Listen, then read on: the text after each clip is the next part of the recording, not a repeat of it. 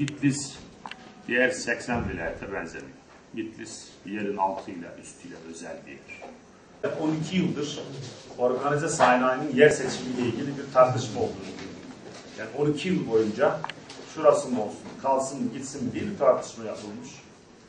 Ama Allah'a hamdolsun arkadaşlarımızın katkısı, ortak akılla bir günde karar verdik. Dedik ki burası olacak, devam edeceğiz. Ve onun üzerine bugün itibariyle taleplerin tahsis noktasına geldik. Ben o bakımdan başta Sayın Ticaret Odası Başkanıma, belediye başkanıma, siz müteşebbis üyelere, efendim katkısı olan bürokrat arkadaşlar yürekten teşekkür ediyorum. 12 yıl bekledikten sonra bir yılda bu mesafeye gelmemiz gerçekten güzel bir şey. Ama toplamda geç kalmışız. Bunu da ifade edeyim. Burada bir suçlu aramak, birilerini suçlama derdinde değilim.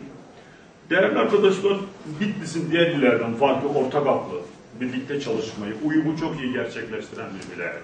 Müteşebbis heyeti olarak gittik. Sayın Valimiz Bitlis'in geleceği hakkında, işte Bitlis'in farklı alanlarda konuşmalar yaptı. Konuşmalar bitince, kendi OSEB ile ilgili pek bir şey konuşmayınca, sadece farklı şeyleri konuşunca biz dinledik. Ondan sonra, tabii konuşması bittikten sonra basın mensuplarını dışarı çağırdı. Ondan sonra Organize Sanayi Bölgesi toplantısına geçtik. Toplantıda yasal olmayan bir müdür tanıtım ve sunum yapıyor. Daha müdürlüğü kesinleşmeyen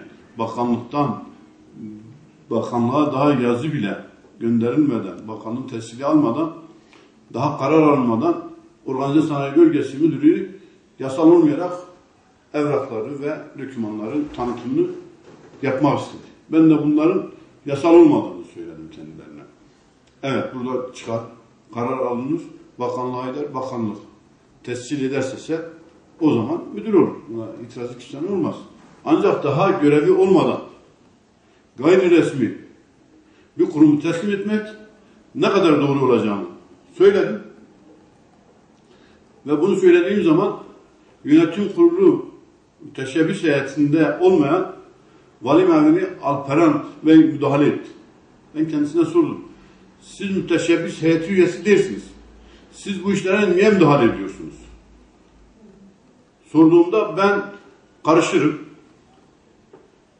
demesiyle işte oylamaya gidip ortalığı tatsız şeylere mahal ve bazı spekülasyonlara mahal vermemek için ve toplantının etik olmadığı için müdürün daha yasal olmadan onun şeyi altında toplantı yapmamız yasal olmadığı için biz toplantıyı terk ettik. Hayır, Vali Bey böyle olmaz dedi.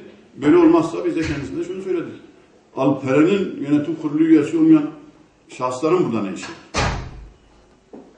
Yönetim kurulu üyesi olmayan arkadaşlar buradan müdahale ederlerse ve burada biz görüşlerimizi ortaya koyamazsak bu işin sıra Organize Sanayi Bölgesi'nin kurulması için 10 yıldır, 12 yıldır mücadele ediyoruz. En sonunda giden vali arsayı elimizden almak için yazı yazdı bakanlık. Biz orayı kamulaştırmışız. Oraya yer seçimi bakanlık yapmış. Biz gidip kamulaştırıp para verip almışız. Ancak orayı elimizden almak için bir sürü mücadele ettiler. Engellediler. Buradaki Ankara değil. Ankara Sayın Başbakan, Sayın Bakanlar, işin ciddiyetinde devlet adamları bunlar. Ama buradaki çevreler, buradaki siyasi, Bitlis'teki siyasi çevreler, Ankara değil. Ankara'ya haberler ettikten sonra Organize Sanayi Bölgesi'nin yapılması için hiçbir engel olmadığını ve onlar durdurdular. İtibar etmediler buradaki o Organize Sanayi Bölgesi'nin arsasını ele geçirmek isteyen kesimler.